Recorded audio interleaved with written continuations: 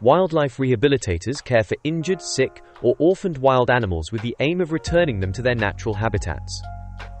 Their daily tasks may include feeding animals, cleaning enclosures, giving medication, and monitoring recovery. They work with a wide range of British wildlife, such as hedgehogs, birds of prey, foxes, and badgers. They often collaborate with vets, conservation groups, and the public to rescue animals and educate people about how to protect wildlife.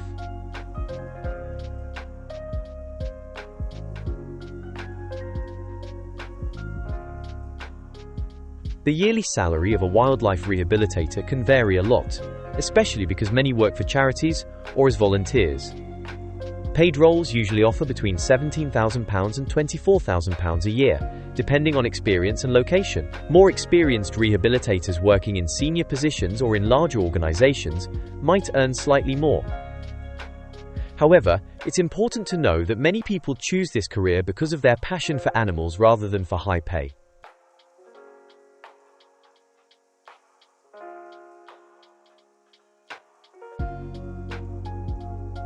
To become a wildlife rehabilitator, there is no single required qualification, but most employers look for a relevant animal care qualification, such as a diploma in animal management, veterinary nursing, or wildlife conservation. Experience is essential, so volunteering with wildlife centers, animal shelters, or veterinary practices is a great way to start. Some rehabilitators also study biology, zoology, or environmental science at university. Good communication, patience, and a strong commitment to animal welfare are important skills for the role.